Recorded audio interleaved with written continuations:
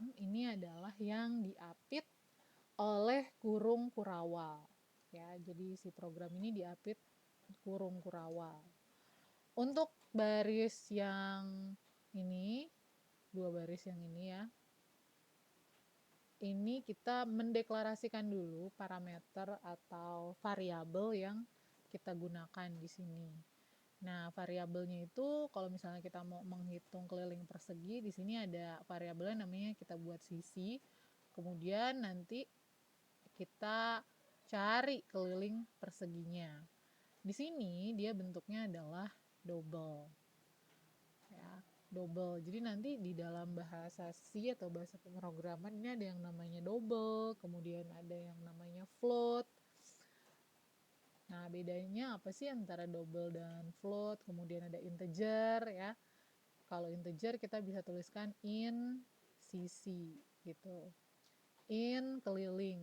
Artinya kalau in kita menggunakan menggunakan bilangan bulat. Bilangan bulat itu tanpa koma ya. 1, 2, 3, 4, min 1, min 2. Kalau double di sini ada komanya. 2,5, 2,6 gitu. Nah, nanti kita akan menampilkan ini masukkan sisi, ya kan? Atau tadi input sisi. Nah, misalnya nanti si user bisa diminta untuk memasukkan sisinya sama dengan 5. Nah, kemudian nanti program scanf inilah yang akan menampilkan kepada user untuk bisa memasukkan angkanya. Nah, keliling itu kita hitung kalau untuk persegi, kalau tadi kan persegi panjang 2 panjang ditambah 2 lebar. Kalau untuk keliling persegi kita masukkan rumusnya sisi dikali 4. Kalau sudah rumusnya dimasukkan, untuk menampilkan pada bahasa C dia menggunakan printf di sini, kemudian diapit dengan 2 kurung dan 2 tanda petik yang di sini kurang. Ini 2 tanda petik yang ini. Nah, kemudian fungsi atau rumusnya yang dari sini kita masukkan ke sini ya. Ini hanya gambaran aja, nanti detailnya akan kita pelajari di pertemuan yang khusus untuk membahas pemrograman. Nah, itu jadi gambaran kalau kita belajar bahasa pemrograman, kita harus mendeklarasikan dulu variabel-variabelnya, kemudian kita menginput gitu ya, masukkan sisinya, kemudian kita hitung kelilingnya, lalu nanti kita tampilkan dengan bahasa pemrograman apa nih. Kalau bahasa C, cara menampilkannya seperti ini. Itu.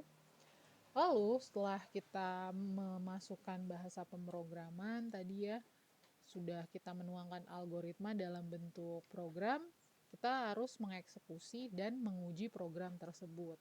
Jadi setelah program dibuat dan dikompilasi, program ini perlu dijalankan untuk diuji kebenarannya.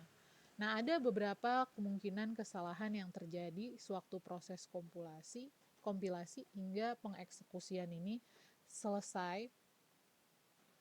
Pertama, di sini ada kesalahan ya, namanya kesalahan 1 sintaksis. 2 kesalahan logika. 3 kesalahan runtime.